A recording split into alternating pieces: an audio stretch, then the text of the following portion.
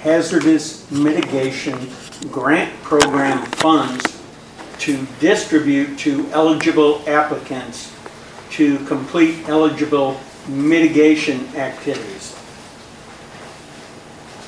In previous years, they've basically come out and said, FEMA has said, okay, we're going to provide individual assistance would be to the individual property owner, or to public assistance would be to the municipality. In this case, neither one of those was indicated. I can do, and I did speak to, and I'll put a copy of this in your boxes, spoke to Ron Broxton, the State Hazard Mitigation Officer, and I explained to him the situation we had, and that FEMA had denied us once before because we didn't have the ownership interest and we couldn't show the regularly scheduled maintenance. He said, go ahead and apply, and the remaining sites that came down, and I've got photos of those, and I think we know one's up by Rick, one's, and I'll provide them to you, Dave, that's not a problem. There's probably 5 or 6 sections now that need to be rebuilt. He said, based upon what they provided here, I could go ahead and apply and give them a notice of intent of what I wanted to do with these, and that being build them back up. And he said, and basically what they do is they submit it to FEMA, and then it undergoes FEMA scrutiny for cost-benefit ratio.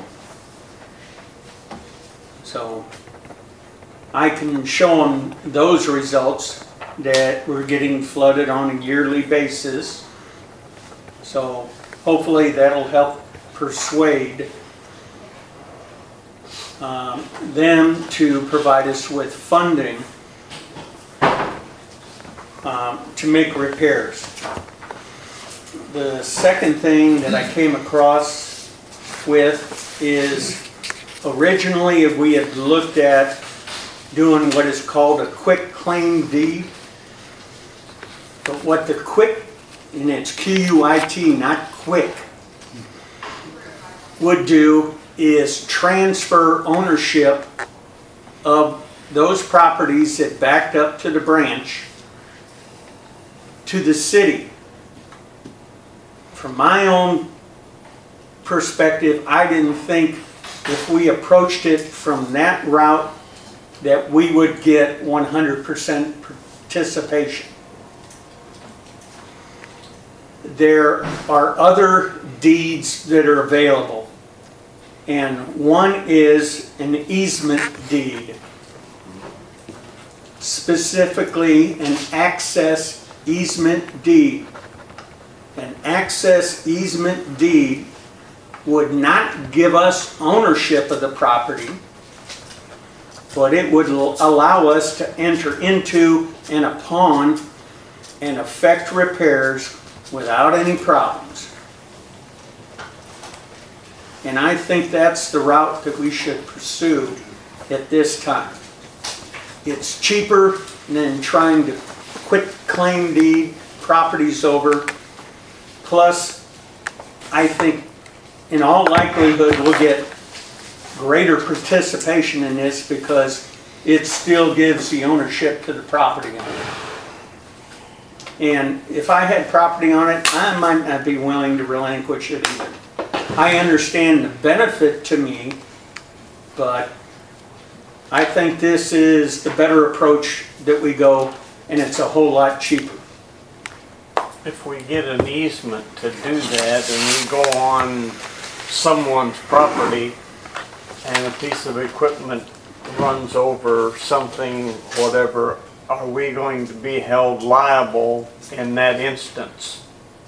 Possibly, but based upon what I provided you with that chapter 77, 140, and 150, those are state statutes that back up our access to going into the branch and effecting necessary repairs.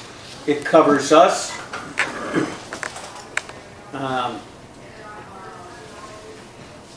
And basically, I guess we could approach each situation in a different perspective and ask the property owner if they wanted us to effect this repair, would they provide us with a hold harmless agreement? Yeah. So that's another approach that you can take. If I might read Ordinance 753, which goes a long ways back to 1875. Wow.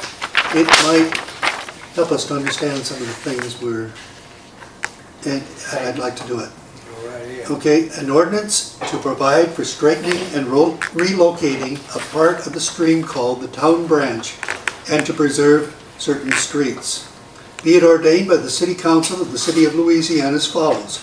It shall be the duty of the city engineer without delay to survey and mark out a line for the permanent channel of the city branch, a stream so called and subject to the control of the City Council.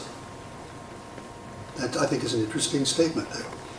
Commencing at the point in the present channel of said branch where it crosses 7th Street and then partly with the course of said branch by the most practical and expedient line as nearly straight as circumstances will provide through blocks number 57 and 41 and 38, if found necessary, and through block 37.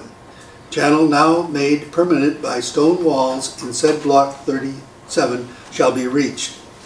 Said survey shall be marked by a center line and by a line on each side 15 feet in width, in said ground or bed of 30 feet in width to be condensed and appropriated as hereafter provided for permanent channel of said branch to be here under and after under the control of the City Council of the City of Louisiana. So in other words, what it's saying is we have the control of that section.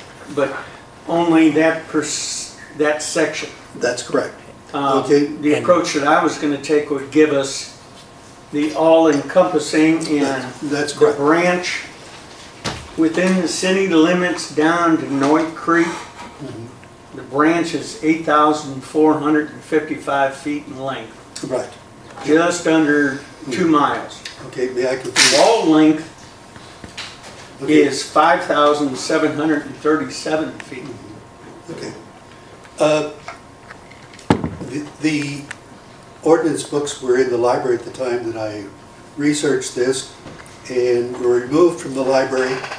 But Section 2 deals with the survey and the process of condemnation of the land and the legal process involved.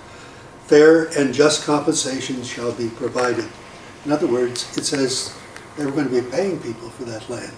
Am I not correct? Compensation of some sort? Under that, but with the newest statutory legislation. But I don't have this material anymore because it's somewhere. Section 3. As soon as the city engineer has finished, the mayor was to provide an estimate of the cost of the walls, piers, and adjustments. Section 4 describes how the funding subscription was to be handled. It also describes that no work can be started until a certain percentage would be covered by subscription. Number 5, no payment is to be made without the consent of the City Council. Section 6, from and after the completion of the work provided for in this ordinance and the surrender of title to the ground condemned or full acceptance of the award of the jury, I can't read the word that it's handwritten so it's difficult, to assess such damages. It shall be deemed and considered the duty of the city to maintain such new channel in proper and reasonable ways. But the city shall not be liable for any damage to private parties for the consequences of any overflow after a storm and any other unavoidable accident or calamity, except such as may be found to be the result of neglect to remove obstructions from the new channel, and so on and so on. This was passed on August 3rd, 1875.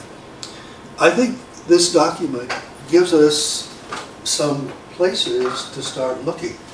And the city archives, going back to sections 2, 3, 4, and 5, I did not have time to type the actual words that are used there, but if we look back to 2, 3, 4, and 5, we might find some solutions as to how it was dealt with in the past. Chuck, I'm not sure what you're looking for. What that does is document something in 1875. Right.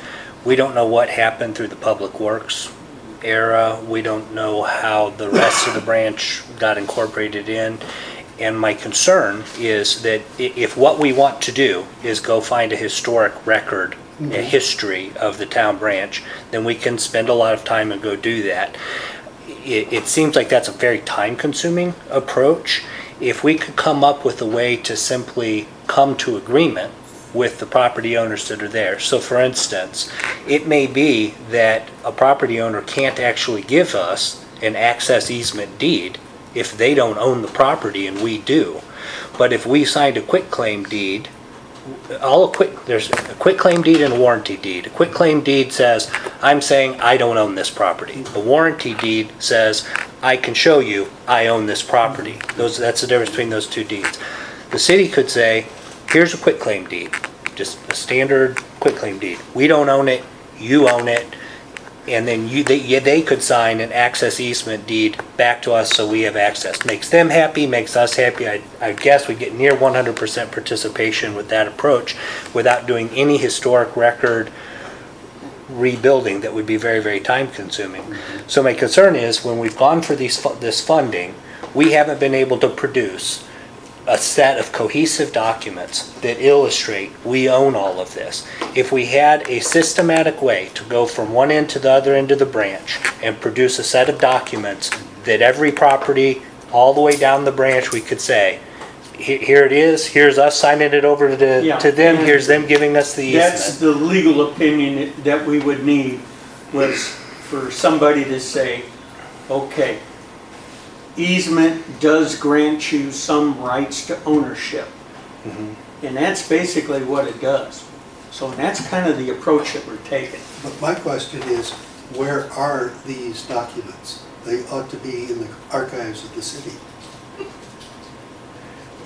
I'm sure they are, Chuck. I don't know where the books are either, but we have a ton of books on the third floor. And they sit upstairs and they're moldering away. That's what they're doing, that's for sure. We would rather them be at the library? Is that your interest? That's where they can Climate be used for control? research. Could we, I mean, that's a kind of a They were little removed from the divergent. library because I understand that they cannot be in the library. No, the permanent record keeper of all official records has to be in your establishment. I see. That's his name. And our record keeper is our city clerk. Right.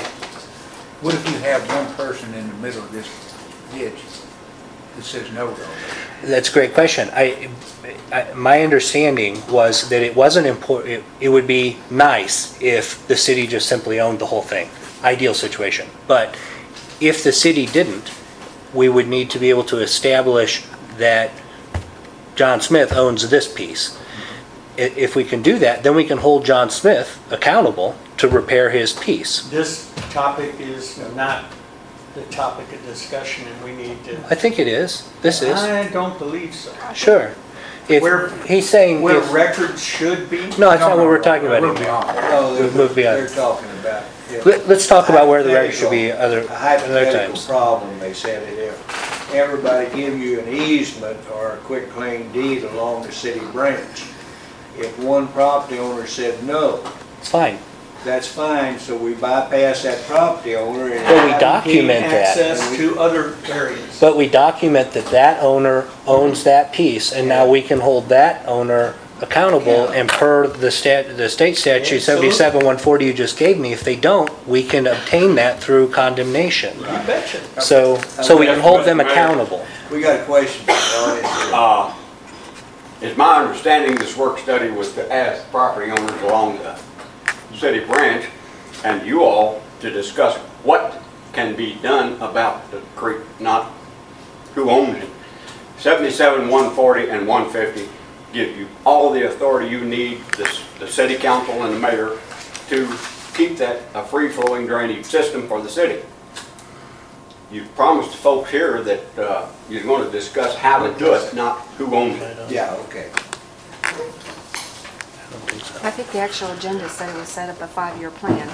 Yeah, I don't think our agenda was specifically to engage in an open discussion with the public, though that is certainly an option. I would love to hear from anyone who has ideas or thoughts on this, but the agenda was for the city council I to think the agenda address was- and establish a plan 5-year plans, what the to agenda to said. deal with the But what town is the branch. plan to actually fix the, Well, right now, we're, who owns it doesn't help us at all. yes, it does. Yes, it does. It's the single most important piece of the plan. That and finding out that we can perform maintenance.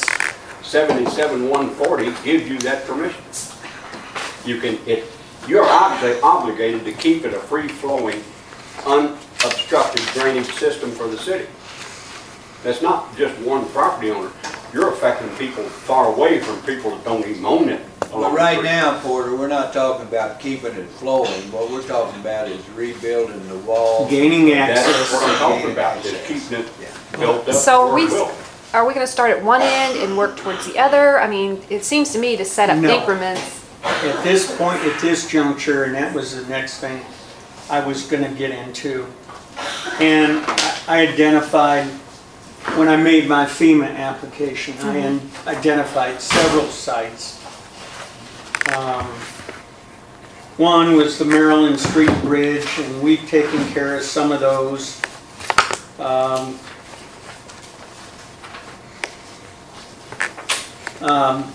Another one is the east wall behind 221 North 6th Street.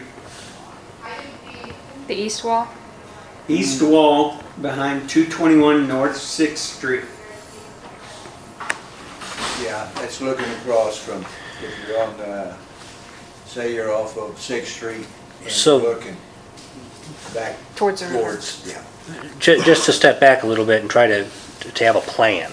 The plan is to get legal counsel on whether or not this structure will legally Yeah, identify the which will property. allow us to Right. go ahead and And then- make repairs at these specific locations. So that's step one, Step very one. simple. Step two, identify specific areas along the branch that have critical That are in need of right repair, now. which I have. And start with those, That's right? right. Step three would be to get that done, to obtain ownership and the right. And then the fourth step would be to execute that policy, which I presume would require some budgetary, Yes, Each year in all we- likelihood, yes. right. Each year we put $10,000 in for maintenance to repair the city branch. Right, but we pulled that out, for instance, this year to get This year things we to did, work. And a lot of years, that kind of gets taken for something else or Right. used And here or it's there. something that we need to So- adhere to. So what I'm thinking is that as we think about this plan moving forward in terms of execution, the previous year should set up a plan, should present a plan, and then the next year should execute that plan, so that you can budget for it specifically, not just some amount, but some amount to do some specific Right, things. and we create an account, And we create an account and track it. yeah. Yeah. So our job this year is to figure out what we're going to do with the next year's physical budget That's correct. to implement this. And we can do everything right up to the work, which we don't have any money for, budgeted, unless the council wants to come up with some funding for it. Well, We could it's get all the something that we planning could done review at mid-year. mid-year. But we can definitely do the planning. We can identify certain properties and get these deeds straightened out specifically with Exactly. them. Do you think we ought to hear from the people that own the creek? Certainly. I'm sure they're here, I think they have something to say. Rick? repairing the walls is great. But as soon as you repair them, if that creek is not cleaned out, you're gonna have damage to another wall. I've been there 45 years. And it's full. Yeah. Used to be able to take a step ladder 6 foot and go down to the bottom. Now you can just step off the wall in the creek. It's got to be cleaned out. Building a wall where I'm damaged, why, it's going to cut out the other side. If we get another like we got the last time. And if we get another like we got the last time, I'm out of here. It brings up I was out of a hell of a lot of money. It brings up two important things. If we do target critical areas right now, which seems on the surface to make sense, does that just move a bigger problem downstream? It's something we might ought to think about how we approach this, Well, the work that we do. And then something that will have to be included in the approach is the core, That was the second thing that it brings up. because then you're changing the elevation. And the Now, flow. I don't see where changing the elevation is going to be a problem back to its pre-existing condition, but that's just one idiot's opinion. So it seems to me we need to figure out with the lawyer if this process makes sense, and then figure out with the Corps if cleaning Yes. this out is an allowable And I've course of got- action. And then basically, as it stands right now, I've petitioned the Corps to allow me to leave what we broke up, that being that long wall, because it's so prohibitive on trying to get it out of there. Behind the pool hall and Jay Thomas's. Hopefully, Derry. That's why, that's, Because in order to do that, I've got to remove privacy fence from a private property owner's property. I've got to cut down trees. And then to compound everything, the electrical mains run right through those trees. What are you mean to take debris out of that ditch? To get it up on the bank? To be able to even get access to it, to pull it off and onto the bank, yes, Well, sir. I don't know why you couldn't take it upstream or downstream and then take it out. You can't. Why? Because there is no place to, the only place to get into it is the way I got access to it. Well, no, that was a different one. 6th Street you go. 6th Street, because you have the bridge on Georgia, then you got another one by Thomas's. Right. There's no way to get into the branch. The garbage truck got in, didn't it? No, but what I'm saying, you Thanks for your help, Jim. you don't have to take down trees or take down a fence. You could take it up to 6th Street and load it there. There's no trees or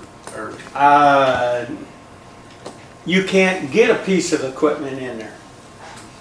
Because it's filled in so much. Excuse me, I'm sorry. Yes, sir. Thank Because you. it's filled in so much, you cannot get a piece of equipment to go under one of the bridges. no. 20 years ago, you could walk under those bridges.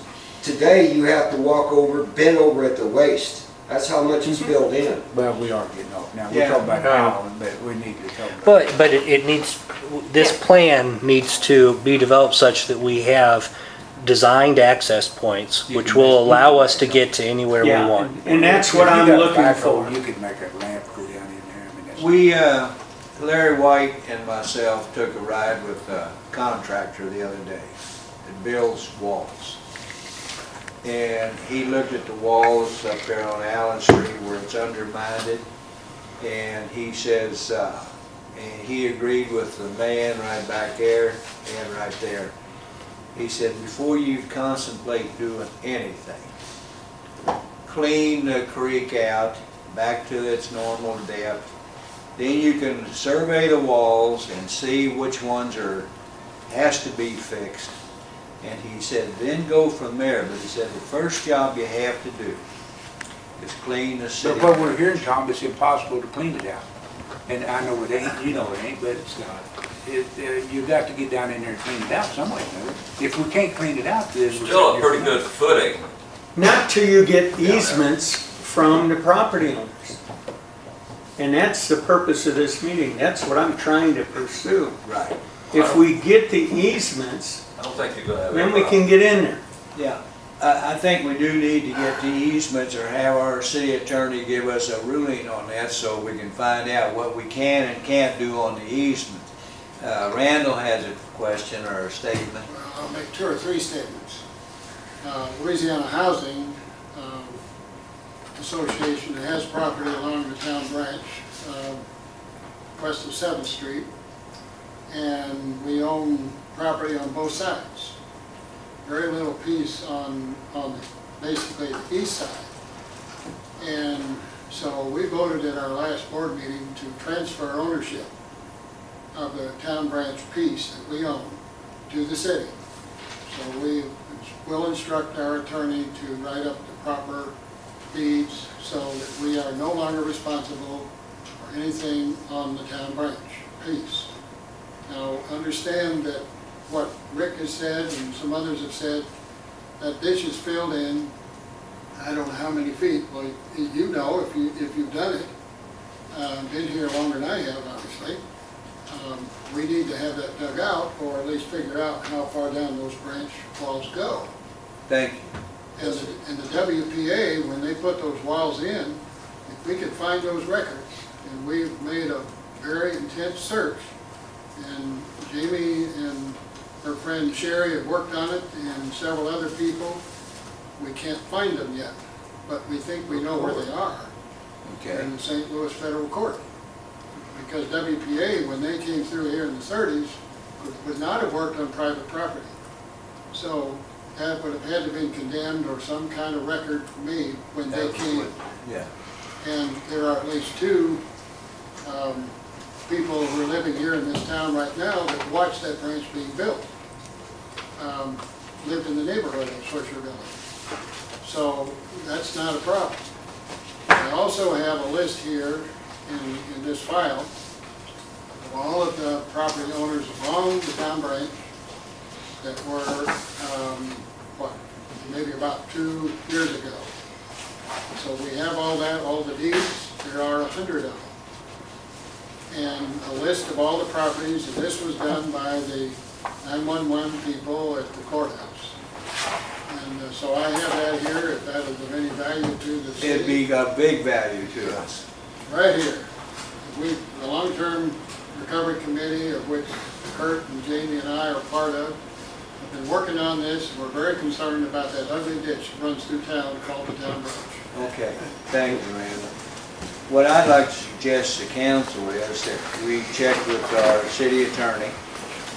We get this list, and if he says that we can have an easement, is we take this list and we go see each and every one of them, see if we can get an easement, and we can work on that easement. We're going to get here, okay? We're not going to Okay, stop and at then we set up what we're going to do each and every year, and as far as appropriation. Yeah, I would add one thing to put into it.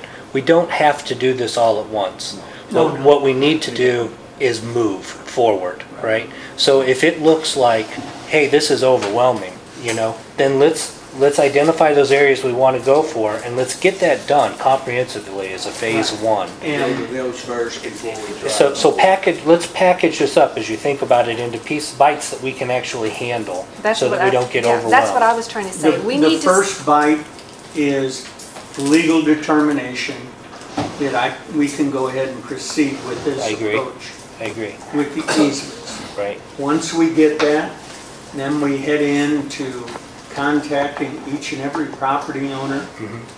But the 7 places that you marked out first. Let's get those done, call that phase 1. Yeah. And then those would be the priority places to start with. I agree. And I'm in complete support. Okay. Does that suit the property owners that's here tonight? Okay.